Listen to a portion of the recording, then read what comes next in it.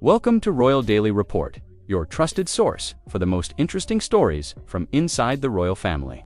I'm your host, and today we're looking into a mystery that has been quietly growing for years. A mystery about dates, documents, and details that don't quite add up. Stay with us as we explore the questions that biographer Tom Bower has raised about Meghan Markle's past. Let's get started. In 1997, a magazine printed a number that would one day reveal a shocking royal secret. It was a single number hidden on page 90 of a popular teen magazine. Nobody paid attention to it back then, but today that number could change everything the world thinks it knows about Meghan Markle. Not her fashion sense, not her marriage, her very existence itself. Before Tom Bower became the biographer who made royal palaces worried, he was famous for one thing: finding truths that people wanted to keep hidden. The people he wrote about didn't welcome him. They tried to keep him away. And when he turned his focus to Meghan Markle, he didn't just write a book. He opened a case file. A file full of dates that didn't match up, stories that fell apart when examined closely, and a timeline that, when looked at carefully, showed gaps big enough to drive a royal car convoy through. This isn't about whether Meghan is likable or not. This is about whether the official story of her life is true. Because according to Bower, it's not. And the proof doesn't come from gossip websites or conspiracy theory forums. It comes from printed records, hospital rules and procedures, and the quiet, uncomfortable words of a father who says the daughter the world knows is not the daughter he raised. What starts as a simple question, how old is Meghan Markle, becomes something much stranger. Thomas Markle didn't become separated from his daughter because of money or jealousy. He became separated because he started talking. Not loudly, not dramatically, but over and over again. And what he talked about were memories. He remembered school years, birthday parties, and important life moments. And when Meghan's age became public printed on royal announcements and wedding programs, Seamus felt something was wrong. The numbers were off. Not by 1 year, not by a small mistake, by enough that it changed the whole story. He didn't go to the newspapers with accusations. He simply hinted quietly, almost like someone hoping someone else would notice. And eventually, someone did. If you're finding this investigation interesting, don't forget to subscribe to Royal Daily Report. We bring you the royal stories that matter, with research and facts you won't find anywhere else. Hit that subscribe button now. March 1997, 17 Magazine, page 90. A small feature about young hopefuls in America. Among them was Meghan Markle, age 21, not 15 to 21, if that number is correct. Meghan wasn't born in 1981. She was born closer to 1975 or 1976. That would make her 6 years older than the world believes. 6 years older when she married Harry. 6 years older when she became a duchess. 6 years might not sound like much until you realize it changes everything. Her age when she broke into Hollywood. Her age when she got the role on Suits. Her age when she met a prince. Suddenly, the rising young starlet story, the fresh-faced actress finding royal love at 36 becomes something else. A woman in her early 40s, changing her past to fit a younger, more marketable image. The magazine wasn't a rumor.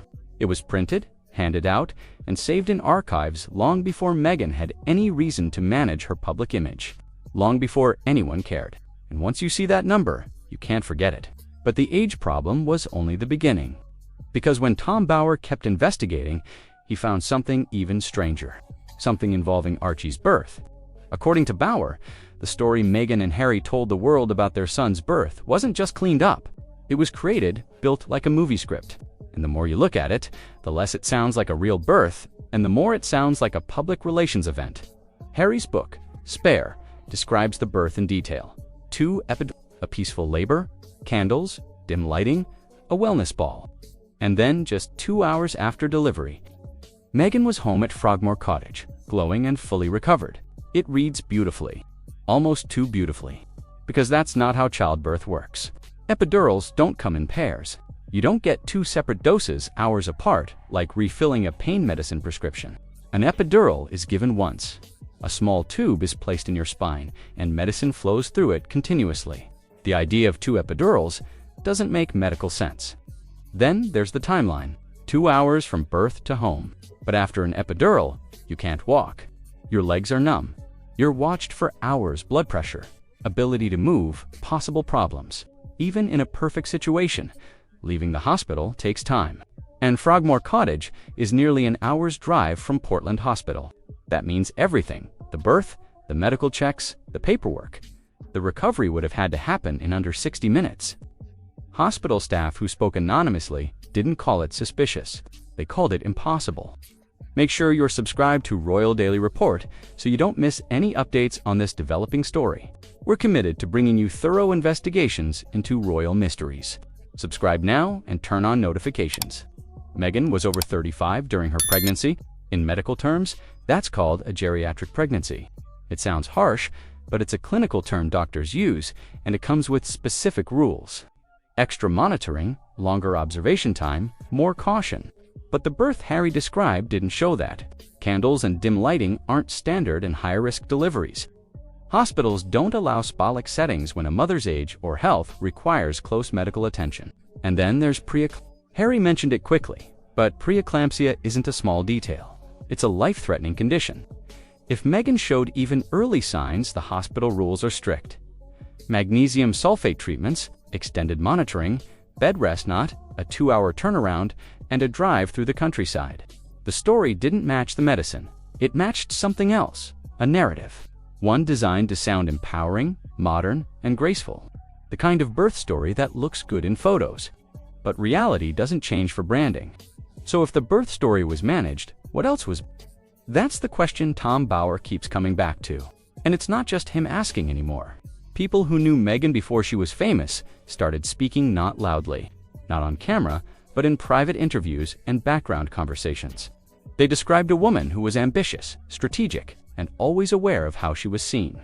One former colleague said Meghan had a habit of adjusting details, small things, her age in casual conversation, the year she graduated, the timeline of her early acting work, but at the time, it seemed harmless. Hollywood runs on youth. Everyone takes a year or two off their age. But when you're about to marry into the British royal family, those small changes become permanent records, and permanent records can be checked. The British press didn't initially catch the differences. They were too focused on the romance, the modernization of the monarchy, the first biracial duchess. The age question seemed unimportant by comparison. But Bauer wasn't interested in the romance. He was interested in the records. And in the records, he found holes. School enrollment documents, acting guild registrations.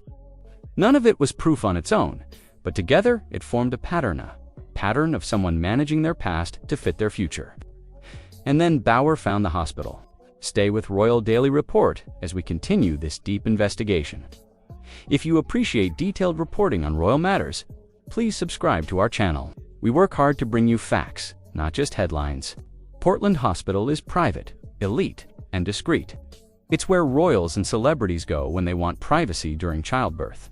But privacy doesn't mean secrecy. The hospital still has rules, procedures, and staff who follow them, whether the patient is a duchess or not. And according to someone familiar with those procedures, the version of events Harry described in Spare didn't happen at least not the way he said it did. The source wasn't a rogue tabloid employee. They were someone who understood how the hospital operated, and they were careful. They didn't claim Meghan never gave birth. They didn't suggest a surrogate. They simply said the timeline, the medical details, and the described environment didn't match reality. If Meghan truly gave birth at Portland, the experience would have looked different. Longer, more monitored, more medical, less like a wellness retreat, and more like a hospital. So what actually happened? Bauer doesn't claim to have all the answers, but he does have a theory. And it's not about scandal, it's about control. Meghan and Harry wanted to control their story. They wanted Archie's birth to feel modern, private, and empowering. They wanted to avoid the spectacle of the Lindo Wing steps, where Kate posed with newborns hours after delivery, hair perfect, heels on, cameras flashing. So they told a different story. A quieter one, a more intimate one. And maybe in the process of creating that story, they smoothed over the parts that didn't fit the medical reality. The timelines, the details that would have made the story messier, but more truthful. It's not a lie exactly, it's a narrative. And narratives, by nature, are shaped. But when the narrative involves a royal birth, and the details don't hold up under careful examination, people start to wonder what else was shaped. The age question refuses to go away. Even as Meghan and Harry moved to California, built a media empire, and distanced themselves from the palace, the 1997 magazine page kept appearing online. Fact-checkers tried to dismiss it. They called it a misprint, a clerical error. But no one could explain why the error happened, or why it was never corrected, or why, if it was wrong, Meghan never addressed it. And then other pieces started appearing. Old interviews where Meghan mentioned graduating college earlier than her official timeline suggested. Casting calls in the early 2000s that listed her as older than she should have been. Small clues, easy to ignore individually, impossible to ignore when you see them all together. Bauer collected them all. And what he found wasn't proof of lying. It was proof of inconsistency. An inconsistency in a public figure's life is a crack that lets questions in. Before we continue, remember to subscribe to Royal Daily Report for more in-depth coverage of royal stories. We're your reliable source for thorough research and honest reporting on the royal family. Subscribe and join our community. Here's what we know for certain. Meghan Markle's father has questions about her age. A 1997 magazine lists her as 6 years older than official records say. The birth story of her first child contains medical impossibilities, and the woman herself has never directly addressed any of it. Here's what we don't know: whether any of it was intentional, whether it matters, or whether in the end, this is just the cost of building a public identity in a world that demands perfection. Tom Bauer believes it matters. Not because he wants to destroy Meghan, but because he believes the truth, even uncomfortable truth, is worth more than a polished story. And maybe that's the real mystery. Not how old Meghan Markle is, but why. In a world obsessed with authenticity, her story still feels like it's hiding something. The British royal family has survived scandals far larger than this one. Abdications, divorces, deaths. But what they've never been good at is uncertainty. Royals are supposed to be knowable, fixed. Their birthdays are national events. Their ages are printed in history books. Meghan introduced something the monarchy wasn't built for: uncertainty, not just about her intentions, but about her identity itself. And that uncertainty didn't come from the press. It came from the gaps in her own story. He just proved it exists, and maybe that's more powerful, because now, every time someone sees Meghan's official birth date, they'll remember the magazine, the hospital, the father who quietly said, "That's not what I remember." And they'll wonder, in an age where everything is documented, where every photo is time-stamped and every detail is archived, how does someone's past become negotiable? How does a timeline bend? And who gets to decide which version of the truth becomes official? Meghan Markle may never answer those questions, but the fact that they're being asked has already changed the story. Not just hers, but the story we tell ourselves about identity, image, and the price of reinvention. The mystery isn't closed. It's just waiting for someone to care enough to open the file again. Thank you for watching Royal Daily Report. We've examined the questions surrounding Meghan Markle's past questions about age, birth records, and inconsistencies that refuse to disappear. Whether you believe these discrepancies matter or not, they raise important discussions about truth, identity, and public narratives.